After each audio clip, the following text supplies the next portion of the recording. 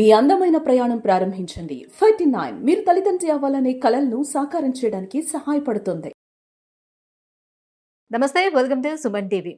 ఇటీవల కాలంలో ఎక్కువ మందిలోని ఇబ్బంది పడుతున్నటువంటి సమస్య కూడా నిద్రలేమి సమస్య ఒక కారణంగా చెప్తున్నారు. సో నిద్రలేమి కేవలం స్ట్రెస్ మూలంగానే కాదు, మనం తీసుకున్నటువంటి ఆహారం కూడా ప్రభావం చూపిస్తుందని డాక్టర్స్ అంటున్నారు. సో నిద్రలేమికి ఆహారం ఏ రకంగా మనకి కారణం అవుతుంది తెలుసుకుందాం. మనతో పాటు ఉన్నారు డైటీషియన్ అంజలిదేవి గారు. నమస్తే మ్యామ్. నమస్కారం మ్యామ్, నిద్రకి ఆహారానికి ఉన్నటువంటి సంబంధం ఏమిటి? సో మంచి ఆహారం తీసుకుంటే మంచి నిద్ర ఉంటుందా?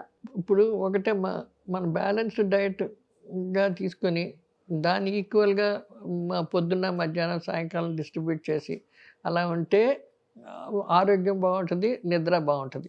ఇంకోటి మనుషులు చాలా స్ట్రెయిన్ అయిపోయి కంపల్సరీగా రాత్రి చదువుకోవాలి, పగలంతా చేయాలి అని అలా డిస్టర్బ్డ్ ఇది చేసుకుంటే, వాళ్ళ డైలీ రొటీన్ డిస్టర్బ్ చేసుకుంటే అప్పుడు ఈ ఇన్సోమ్నియా లాంటిది వస్తుంది. అంటే తక్కువ నిద్రపోయి ఎక్కువ చదువుకోవడం, లేకపోతే టైమింగ్స్ మార్చుకొని ఇవన్నీ చేసినప్పుడు ఈ ఇన్సోమ్నియా లాగా వస్తూ ఉంటుంది అనమాట. దీనికి ముఖ్యంగా ఆహారం కూడా చాలా ఇంపార్టెంట్.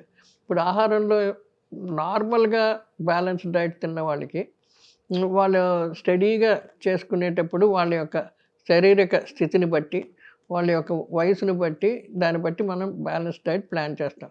ఆ రకంగా తీసుకుంటూ ఉంటే పర్వాలేదు. కానీ అట్ ద సేమ్ టైం అది తిని రాత్రుల్లో సరిగ్గా నిద్రపోకుండా ఉండవలసిన మినిమం రెస్ట్, స్లీప్ లేకపోతే అప్పుడు ఇన్సోమ్నియా కింద వస్తుంది.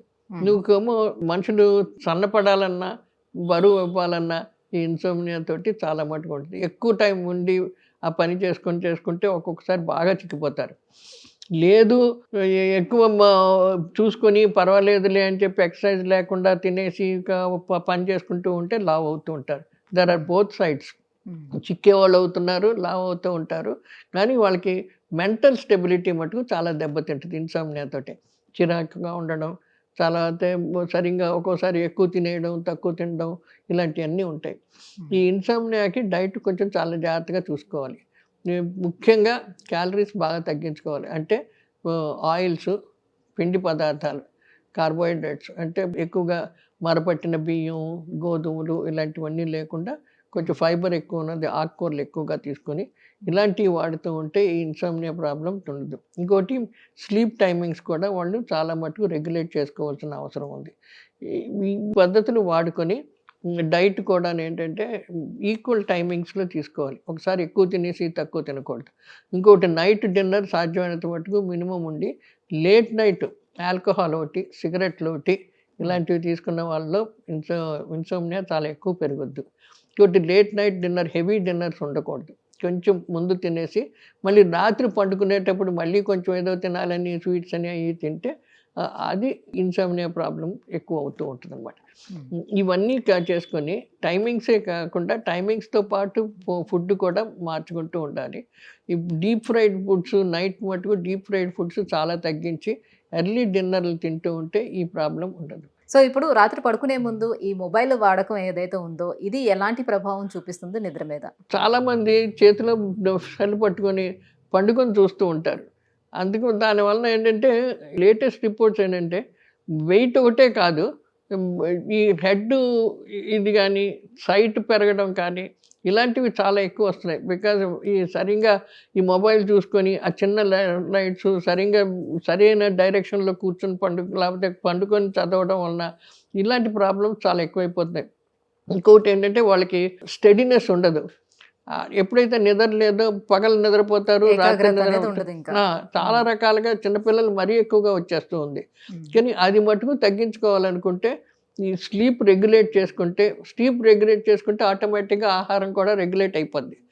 అలా కాకుండా వీళ్ళు ఈ మొబైల్ చూడడం వల్ల లేట్ నైట్ చేసేటప్పటికి ఈ ప్రాబ్లమ్స్ మరీ ఎక్కువైపోతాయి.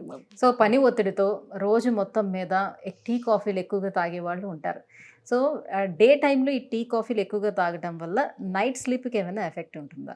అంటే ఇప్పుడు ఎప్పుడు తాగుతారు అన్నది ఉంది. ఇప్పుడు పగలంతా ఉండి ఫుడ్ సరిగ్గా తినకపోతే అది జనరల్ హెల్త్ మీద ఇది వస్తుంది. కానీ బట్ లేట్ నైట్ కాఫీలు తాగిన వాళ్ళకి నిద్ర వస్తుంది కదా అని లేట్ నైట్ కాఫీలు తాగిన వాళ్ళకి అక్కడ సకమైన సైకలాజికల్ ప్రాబ్లమ్స్ వస్తూ ఉంటాయి. అది తగ్గించుకోవాలి. అంటే ఏదో కాన్సన్ట్రేటెడ్ ఫుడ్గా తిని ఇప్పుడు కొంచెం కొంచెం కాఫీలు తాగితే పర్వాలేదు.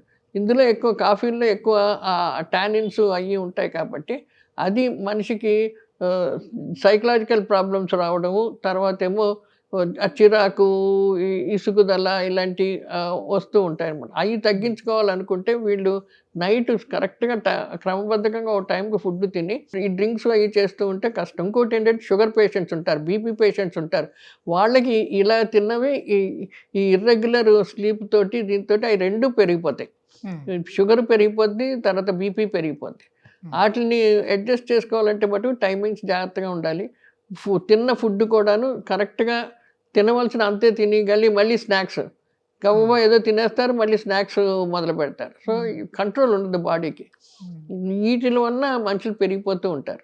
వెయిట్ మంచి స్లీప్ కోసం రాత్రులు చాలా మంది అంటే నిద్ర రాకపోయిన వాళ్ళు చాలా మంది సో ప్రాపర్ స్లీప్ కావాలి అని అంటే పాలలో కొంచెం హల్దీ పౌడర్ వేసుకొని తాగితే నిద్ర వస్తుందని అలాంటి ప్రయత్నాలు చేస్తుంటారు కదా, అవన్నీ ఫలిస్తాయంటారా నిజంగానే? పాలు తాగడం మటుకు ఇట్స్ హెల్దీ హ్యాబిట్. ఎందుకంటే నైట్ అంతా ఇది ఉంటుంది కాబట్టి వాళ్ళకి ఏ ఫుడ్ ఉండదు కదా. ఈ ఫస్ట్ 12 అవర్స్ ప్యాక్ చేసేస్తాం, నైట్ 12 అవర్స్ను స్టాప్ చేసేస్తాం బాడీ. దానివల్ల నైట్ పాలు తాగడం మంచిదే. కానీ ప్రాబ్లం ఏంటంటే ఎక్కువ రీసెర్చ్ చేయలేదు. టర్మరిక్ వేసి పసుపు వేసి తాగడం వలన ఏదో వస్తుంది అని చెప్పేసి దాని యొక్క వేసేది కూడా ఎంత ఆల్మోస్ట్ ఒక 1/2 గ్రామో ఎంత ఉంటుంది. టర్మరిక్ పౌడర్ అంటే ఒక చిటికెడు వేస్తారు.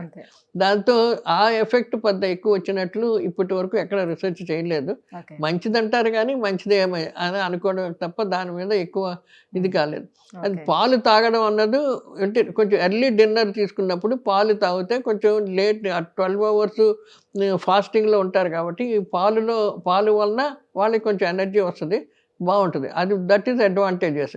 కానీ ఎక్కువ తాగేసి దాంట్లోనేమో మళ్ళీ రాత్రి మళ్ళీ దాన్ని టీలు కాఫీల కింద కన్వర్ట్ చేస్తే అది చాలా మటుకు వాళ్ళ బీపీలు షుగర్ కంట్రోల్ కావు. మెగ్నీషియం ఫుడ్స్ అంటే ఏవి, అవి ఇన్సోమియాకి ఎలా హెల్ప్ చేస్తుంది? మెగ్నీషియం ఫుడ్స్ ఎక్కువగాను ఆకుకూరల్లోనూ తర్వాత ఏమో ఈ పండ్లలోనూ దొరుకుతాము. ఆల్ మినరల్స్ అన్ని ఖనిజ లవణాలు ఎక్కువ పళ్ళల్లోనూ ఆకుకూరల్లోనూ ఉంటాయి. ఇప్పుడు పిండి పదార్థాల్లో ఓన్లీ క్యాలరీస్ కార్బోహైడ్రేట్స్ తప్ప ఇంకెక్కువ దొరకదు. కొంచెం మటుకు ప్రోటీన్స్ రావచ్చు. కానీ వీటి మీద కాన్సన్ట్రేట్ చేస్తే నర్వస్ డెబిలిటీస్ లేకుండా, నర్వస్ ప్రాబ్లమ్స్ లేకుండా మనిషికి చాలా మటుకు ఉపయోగపడుతుంది. ఇంకోటి బీపీ ఉన్న వాళ్ళని కూడా కంట్రోల్ చేయాలన్నా కూడా ఈ చాలా ఉపయోగపడుతూ ఉంటాయి. Thank you ma'am. సో ఇన్సోమియాకి కారణాలు అండ్ దాన్ని ఎలాగ డైట్తో కంట్రోల్ చేసుకోవచ్చు, ఎటువంటి ఆహారాలు తీసుకోవాలి అనే విషయం తెలియజేసినందుకు thank you so much. Thanks so much.